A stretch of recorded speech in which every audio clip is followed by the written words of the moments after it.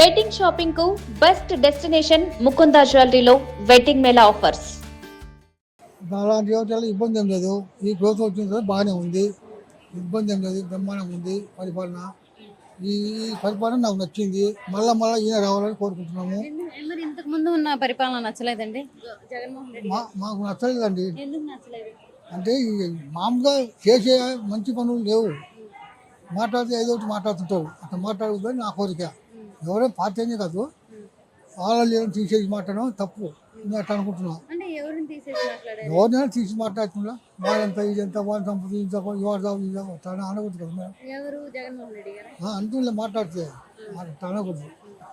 మరి ఇప్పుడు వీళ్ళు కూడా అదే అంటున్నారు కదా. మరి ఎవరు వచ్చినా ఆ మాట అనకూడదు. వీళ్ళైనా వాళ్ళు ఎవరైనా కానీ ఈయన మంచిగా ఆయన చెడ్డ కాదు.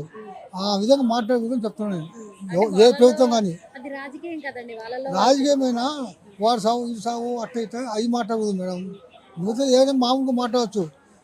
ఇప్పుడు ఉన్నారు, ప్రతిపక్షం ఉంది, నిలబెట్టు ఆ పని ఎందుకు చేయలేదు అడగాల. అడిగితే పనులు జరుగుతాయి. మాకు కూడా పెద్దకు కూడా వాళ్ళు అడగకపోవడంలో వీళ్ళు ఇష్టం వచ్చినట్టు వీళ్ళు పోతారు కూడా. ఎవరైనా ప్రతిపక్షం అంటే నిలబెట్టి అడగాల. ఆ పని చేయాలి, ఈ పని చేయాలి, అది ఎట్ట పోయింది ఇట్ట పోతుంది ఎందుకు చేయలేదు నేను అడగవచ్చు. నిలబెట్టి అధికారం వాళ్ళకు ఉంది. ఇప్పుడు మనం ఏం మాట్లాడతాం, మనం మాట్లాడడానికి లేదు. ఏమి సరే, మరి అభివృద్ధి విషయానికి వస్తే అభివృద్ధి ఎలా ఉంది? అభివృద్ధి అయితే నాకు నచ్చింది, పర్లేదు, బాగానే ఉంది. అంటే ఇప్పుడు నచ్చిన చంద్రబాబు నాయుడు గారు ఎప్పుడు ఇలాగే పనులు చేస్తాం నచ్చింది? నాకు చంద్రబాబు నాయుడు అంటే నాకు ఇష్టమే బాగా. అందుకే నచ్చింది అంటున్నారు మీరు? ఇచ్చింది అంతే, ఉండేది అంతే, నచ్చేది అంతే. మరి అలాగే పనులు చేస్తారా ఆయన? పని అయితే ఆయన పని బెస్ట్. పవన్ కళ్యాణ్ కూటమి కలిసింది కాబట్టి పనులు బాగా జరుగుతున్నాయి. లోకేష్ బ్రహ్మాండమైన వ్యక్తిగత నుంచి వీళ్ళందరి పైన టాప్ అని లోకేష్. ఏదో పని చేయాలంటే ఆయనే పులి. ఎందుకని ఏం పనులు చేస్తున్నారని? ఇప్పుడు విద్యాశాఖ ఇప్పుడు ఎవరో బీదో ఉన్నాడు, వాళ్ళు ఆదుకోవడం, మంచి చెడ్డ చేయడం కానీ, విద్యాశాఖలో ఉద్యోగాలు ఇవ్వడం కానీ. విద్యాశాఖలో ఎక్కడ ఉద్యోగాలు ఇచ్చారండి? పోలీసు కానిస్టేబుల్ ఇచ్చిందా, మెగా చేసి ఇచ్చిందా? పెద్ద మోసం అని రోడ్లు ఎక్కారు కదండి అందరూ. మామూలుగా మాట్లాడుతుంటారు. అది సీట్లు అమ్ముకున్నారని చెప్పేసి రోడ్లు ఎక్కారంటున్నారు. వీళ్ళు ఇస్తున్నారు కాబట్టి ఆ మాట మాట్లాడతారు. ప్రతిపక్షం అంటే అదే అట్లనే వాళ్ళు మాట్లాడడం. ఎవరైనా విద్యాశాఖలో బెటర్ అంటున్నారు. ఇంతవరకు ఫీజు రియంబర్స్మెంట్ పడలేదు అంటున్నారు పిల్లలకి. ఎందుకు పడలేదు? ఫీజు బ్రహ్మాండ ఫీజు రియంబర్స్మెంట్ పడలేదు అంటున్నారు. నలుగురు పడే 5 మంది పడే ఇద్దరికి పడే అమ్మఒడి. ఫీజు రియంబర్స్మెంట్ అంటే కాలేజ్ లో వాళ్ళకి, బీటెక్ చదివే వాళ్ళకి. సరే వేస్తే అది కూడా బడ్జెట్ ఉంది కాబట్టి వాళ్ళు చూస్తుందండి. మరి ఇప్పుడు చదువుకొని ఆల్రెడీ సర్టిఫికెట్స్ కోసం పిల్లలు చాలా ఇబ్బందులు పడుతున్నారని చెప్పేసి వాళ్ళు కూడా, తల్లిదండ్రులు కూడా చెప్తున్నారు కదా. నాకైతే ఇబ్బంది అనిపించలే. మీ పిల్లలు ఆల్రెడీ సెటిల్ అయిపోయి ఉంటారు. సెటిల్ కాదా, ఇంకో చిన్నపిల్లలు చదువుతుండ్రు, బాగానే ఇస్తున్నారు మాకు. పిల్లలకు సర్టిఫికెట్లు ఇచ్చింది బాగానే. మళ్ళీ వాళ్ళు ఇంకో కాలేజీ వాళ్ళు చేరుతుండ్రు, చదివిండ్రు, చేస్తున్నారు. సరే, మరి రానున్న రోజుల్లో ఏ గవర్నమెంట్ అయితే బాగుంటుంది అనుకుంటున్నారు? ఇదే గవర్నమెంట్ ఇదే పరిపాలన బాగా చేస్తే ఇదే కావాలని అనుకుంటున్నాం. బాగానే ఉంది. అది ఎందుకు బాగుంది అనుకుంటున్నారు? నీ పథకాలు కానీ ఆ డెవలప్మెంట్ కానీ అంతా బాగానే ఉంది. ఈ ఫ్రీ బస్ వల్ల మగాళ్ళు చాలా ఇబ్బందులు పడుతున్నారు. బస్సులు తక్కువ అయిపోయినాయి, దానివల్ల కొద్దిగా ఇబ్బంది అవుతుంది. లేడీస్ ఎక్కువ అయిపోయారు, ఇబ్బంది అవుతుంది. అంతేకాకుండా అభివృద్ధి విషయానికి వస్తే ఎలా ఉంది సార్? అభివృద్ధి బాగానే ఉంది. అంటే ఏ విధంగా? ఏమిటంటే మామూలుగా కంపెనీలు రావటం కానీ, ఏదన్నా పరిపాలన కానీ అంతా బాగానే ఉంది. ఈ గవర్నమెంట్ తో పోల్చుకుంటే లాస్ట్ గవర్నమెంట్ ఎలా ఉంది సార్? లాస్ట్ గవర్నమెంట్ మీద బెటర్. ఇది ఎందుకు బెటర్ అంటే ఇది ఇప్పుడు లాస్ట్ టైం అన్ని పథకాలే కానీ అభివృద్ధి ఏమి లేదు. ఇప్పుడు అభివృద్ధి, సంక్షేమం అన్ని సంపాదన.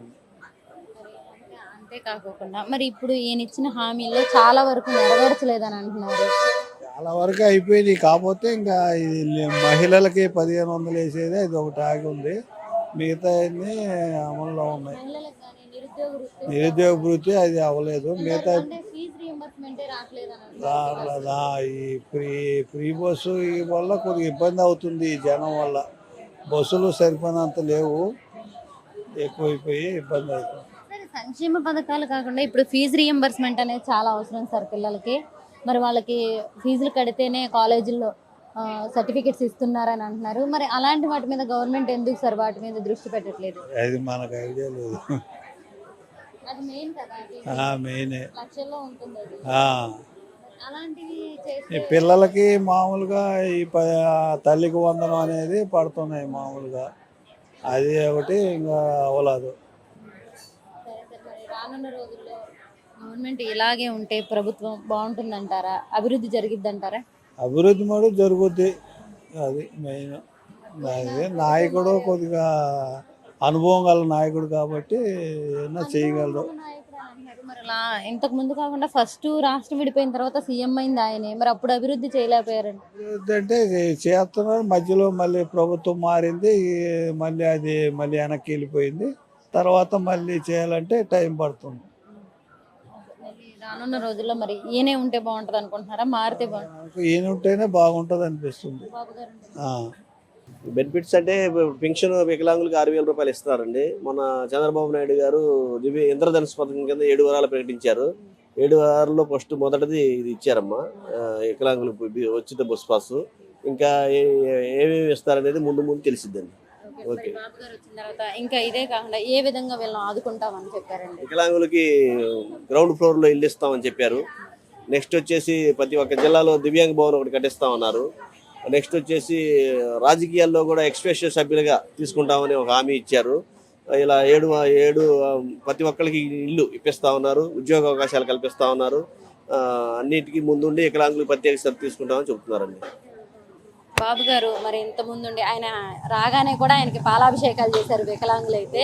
బాబు గారు అధికారంలోకి రాగానే అంటే ఆయన వాళ్ళకి 6,000 చేశారు, అందులో 2 నెలలు కూడా కలిపిచ్చారని చెప్పేసి ఆయనకి పాలాభిషేకాలు చేసిన పరిస్థితి మనం చూసామండి. మరి రానున్న రోజుల్లో కూడా బాబు గారు వస్తే బాగుంటుందని కోరుకుంటున్నారు. వికలాంగుల దృష్టిలో బాబు గారు వికలాంగుల మీద ప్రత్యేక శ్రద్ధ తీసుకుంటున్నారమ్మా. బాబు గారు వస్తే బాగానే ఉంటుంది. ఆయనకి అడ్మినిస్ట్రేషన్ తెలుసు కాబట్టి, అనుభవజ్ఞుడు కాబట్టి పరిపాలన కొన్ని ఉన్న లోపాలను సరిదిద్ది ముందుకు వెళ్తే మళ్ళీ బాబు గారు వచ్చే అవకాశాలు చాలా ఉన్నాయండి.